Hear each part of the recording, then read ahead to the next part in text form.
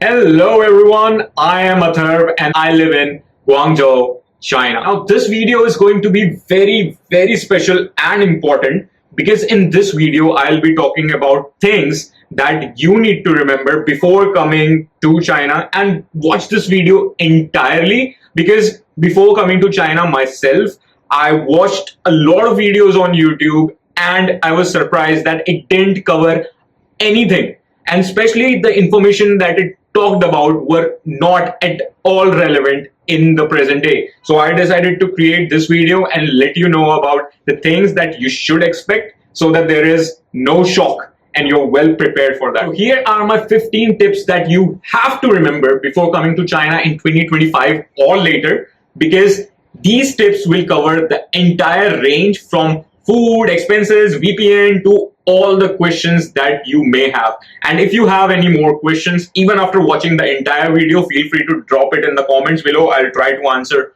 all the questions myself. Tip number one is that China does not have visa on arrival. So it is important that you take a lot of margin to apply for visa because it can take a really long time. At max, usually on average, it takes around 1 month to get a tourist visa, but it also depends on the kind of visa that you're applying for. So, for example, in my case, I applied for employment visa, especially the Z type visa.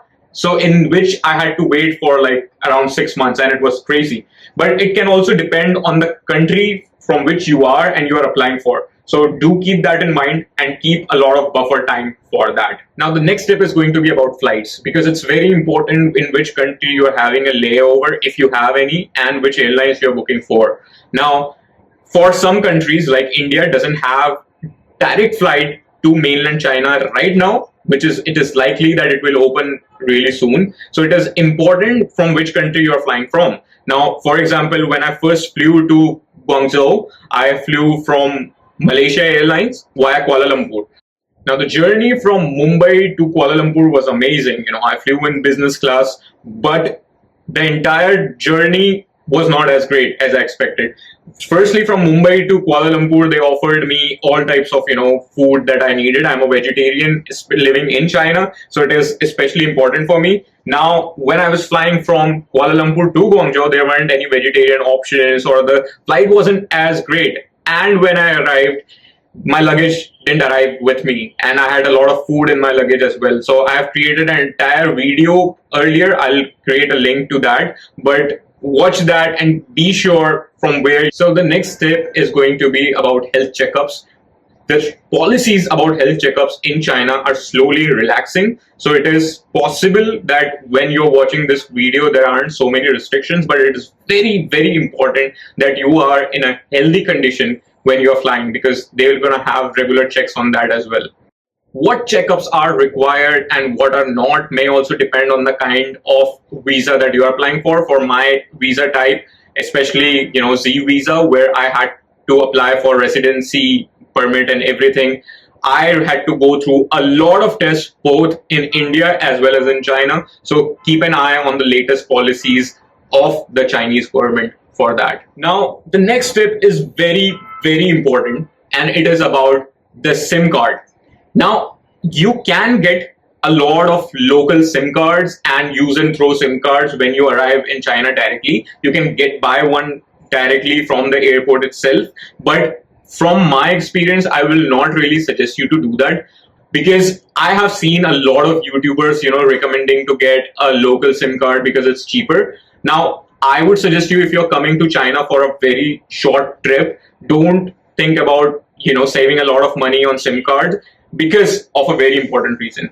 Now, the reason I'm saying that is because of access to a lot of sites that you will not have in China, right? So by default, if you are connected to a Wi-Fi in China, you will not be allowed to access WhatsApp, Facebook, YouTube, Google, or any type of Western media that you can think of.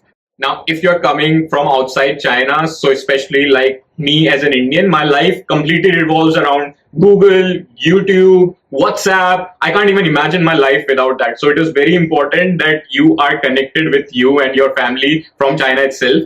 And the best part is, if you have a foreign SIM card and you are connected to data using that, you will have complete access to all these websites. If you were to use a hotel Wi-Fi or a local Wi-Fi, you will not have access to this. So even if you find a Wi-Fi in your hotel, you are likely not to use it unless you buy a VPN. Now, before we move to the next step, I just want to share one observation that I have noticed. So if I'm creating a video about China or from China, I have seen that it does not reach a lot of people. It might be that the bots really dislike it. So my honest and genuine request to you is to like this video, because it can really help reach the right kind of audience. And I just want to ensure that the right information reaches to the right people. And I take a lot of risk in creating these YouTube videos from China directly. So do let me know in the comments if you like it, and share it with your friends who are planning to visit China anytime soon. Now, that brings me to my next point, which is VPN. What is the best VPN to use will differ from time to time. Now, before coming to China, I watched a lot of YouTube videos about, which is the best VPN. People are suggesting, ExpressVPN, this VPN, that VPN. And I'll tell you the honest experience, those are all paid reviews. And the companies themselves promote YouTubers to do that. A lot of YouTubers haven't even been to China before creating those kind of videos. So it's important to keep an eye for the best VPN in case you're not planning to buy a data plan from your country, because it may be really expensive. And if you're planning to come to China and get a local SIM card, or just planning on relying on Wi-Fi, which I won't recommend, then in that case, you will have to buy a really good VPN. Let me know in the comments if you really want to know about the best VPN to buy right now, because it depends from time to time, because the Chinese government and its security and the Great Firewall of China is excellent in blocking VPN. But even as of right now, I am in China and I am creating this YouTube video. I am relying on VPNs on doing that. So if you want to know about the latest condition, let me know about it in the comments. I'll create a video dedicatedly on this topic. Now, talking about SIM cards, it's important to talk about phones. Now, what kind of phone should you bring to China, and should you be bringing your own cell phone right now? Now, I will not really recommend this. Now, because China has a lot of monitoring and surveillance, and I'm not saying any other countries don't. They might also have it, but China is notoriously known for that. So it is really recommended that you bring your burner phone with you. Now, a burner phone is a phone that you can just bring with you and throw it away, or recycle it once you are done with it. Now, it is important because you don't know what kind of access the Chinese government has. So it is likely that a common person may not have anything to hide, and you shouldn't have anything to hide anyways. So for me, I just use one phone myself. I don't use a separate phone. But in case you have a very sensitive information that you do not want anyone to have, it is important that you keep it at home, safe, and do not bring it to China. Now, since we are talking about phones, it's important that we talk about apps as well. So what are the must-have apps that you need to have when you are in China? The most important one is, of course, you probably know, is WeChat. Now, WeChat is not just like WhatsApp, but it is like a super app which has a lot of mini apps in it. So if you have access to WeChat, you'll be able to have access to a lot of other apps in China. So it's very important that you install this app before coming to China itself. Now, if you are from India, you probably don't have this luxury, because Indian government has blocked WeChat, and WeChat has blocked India itself. So even if you bypass it and install it some way and try to register from your Indian number, the WeChat will not allow it. The next must-have app that I would really recommend you to install is Alipay. Now, there are two versions, and these are the two most commonly used apps in China, which is WeChat Pay and Alipay. But as a foreigner, I noticed that Alipay worked more seamlessly and it had more, English interface. So it made my life much easier. Plus, both of these apps allow you to connect your Visa cards and probably MasterCard, I'm not sure, but it allows you to connect your both debit card and credit card with Alipay and WeChat Pay. And for transactions under 200 RMB, there is no extra charge from these companies directly. But anything over 200 RMB, they will have some sort of surcharge over it. So if you are making any payment under 200 RMB, you're well sorted. And just try to get it set up before you leave the country itself. Now, the next very important thing that you have to bring to China is a travel adapter. Now, it's very likely that your country uses a different kind of socket than China uses. China uses a flat kind of socket like this one over here. So this charger can charge my phone, but any other country apart from mainland China may not use this. So for example, the MacBook that I bought from Hong Kong uses a separate kind of pin and it's not flat, right? So if I have to use this in China, I need to have an adapter which converts any sort of, whether it's Indian pin or, round pin, European pin, whatever you want to call it, or a Hong Kong pin, right? It can directly connect to the adapter and you can use it for any purpose. So it is very important that you have a multi-pin adapter. So in case you have a layover in Hong Kong, you can still use it. And when you're coming to China, you can use the other one. Now, the next tip that I want to share with you, it's very, very important, is keep your opinions to yourself. It's very likely if you're coming from another country that you may have some of other political opinions. And especially if you have opinions which are not so positive for China, it's very important that you keep it to yourself, because there are a lot of rules, laws in China that you have to follow. You cannot hate China if you are in China, right? And especially do not discuss any sort of politics or, any sort of especially political opinion or controversial opinion that you may have with local Chinese people. So if you're coming to China, do keep an eye on these kind of topics, right? So don't talk about Taiwan or Hong Kong or any of these politically sensitive topics. Just love China, enjoy your trip to China. It is a fantastic place and there is absolutely no problem of security. Now you're coming to China, the next question that comes is, where will you stay in China, right? So it's very important that you book the right kind of hotel, because not every hotel will allow foreigners to stay.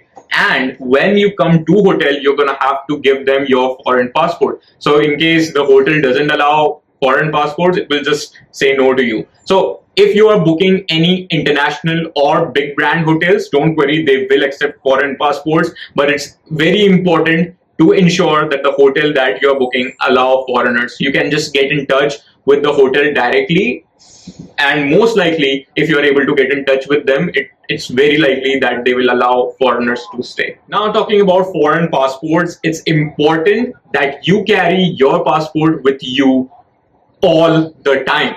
So just remember, because a lot of these places, especially tourist places, or maybe you're coming to Guangzhou for Canton Fair or whatever, you will still require your passport.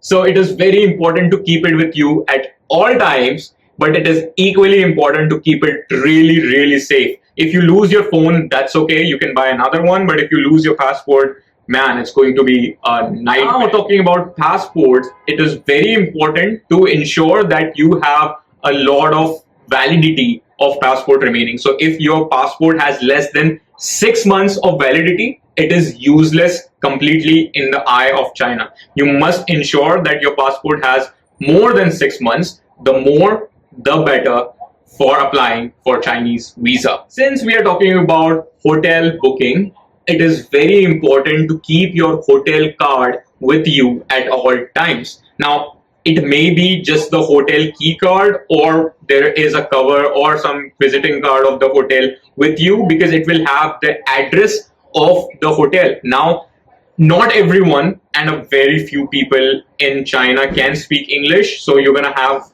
a lot of language problems, especially talking to locals. Now, talking to locals, it's very important to sort out your food. Now, I really insist on this part because I faced a lot of issues because I may be just one of exception that I'm a vegetarian who is planning to come to China, and I'm living here, and I'm not just surviving, I'm thriving. But it took me a lot of time to understand and adapt to this. So it's very important that you ensure that you are well fed in this country. Now, you can and you should have a lot of backup food with you. So it may be just like instant food that you find in your country. So bring a lot of that and ensure all your meals are sorted. You can get a lot of fresh food over here as well, but just in case, you should always be prepared and you should always have some backup. Now, if you are from any country, you will find a lot of cuisines in the major big cities like Guangzhou. So Guangzhou has a lot of, for example, Indian restaurants, so where you can go and eat, but just ensure that you are well prepared for the price that you have to pay. You'll obviously have to pay a premium if you're trying to eat Indian food in Guangzhou. I have created some videos previously of my experience in an Indian restaurant in Guangzhou, so do check it out if you are interested. And in case you are a hardcore non-vegetarian, I have seen non-vegetarians turn completely vegetarian in China because the kind of non-veg that people eat in China is so different than the kind of non-veg that other countries people eat. So the Chinese people really believe in eating simple food. So most of the non-veg that you find in China is just simply boiled. That's it. So for example, if you're expecting Indian sort of non-veg where you have a lot of spices, masala, and put on, it's nothing going compared to that. You'll find each and every kind of animal to be eaten in China, and the taste is going to be, unexpected, right? So be prepared, mentally prepared for that as well. So based on my experience, and this is very, very critical to have a lot of cash, especially yuan, with you. Now, yuan or RMB is the most important thing because this country is very, very different from any other country. A lot of places you might see a card machine, but they might not accept your foreign card. And especially when I first came to China, I was completely shocked because I had my Visa cards, I had credit card, debit card, and a lot of different backup cards just to ensure that I'm able to pay, but none of the cards worked, even though they accepted international payments. I don't know what was the main issue, but I had come to rely completely on cash. So just keep in mind to bring as much cash as possible and keep it with you safe, because even if you have more cash, it's no harm. You can always convert it back, but if you have less cash, you are pretty much screwed. So what is the right amount of cash that you need to bring, and what are the kind of expenses that you can expect to have? Very roughly, as a rule of thumb, you can expect to have an expense of approximately 1000 RMB every day that you stay. Now, this can include a lot of other expenses. For example, it can include your hotel expense, your food expense, your traveling expense, and this is, a generous limit, that you can expect. But if you're, let's say, staying in a very fancy hotel, then it can be very expensive. And especially if you're planning to eat your local food, for example, Indian food, one type of one-time meal would cost you more than 100 RMB for sure.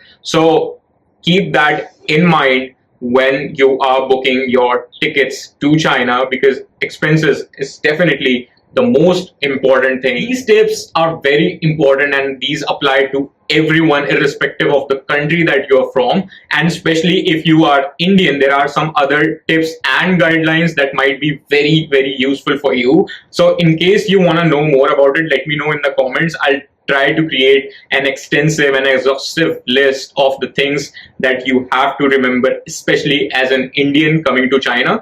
By the way, have you checked out my videos on Canton Fair on my channel? If not, you should check them out now.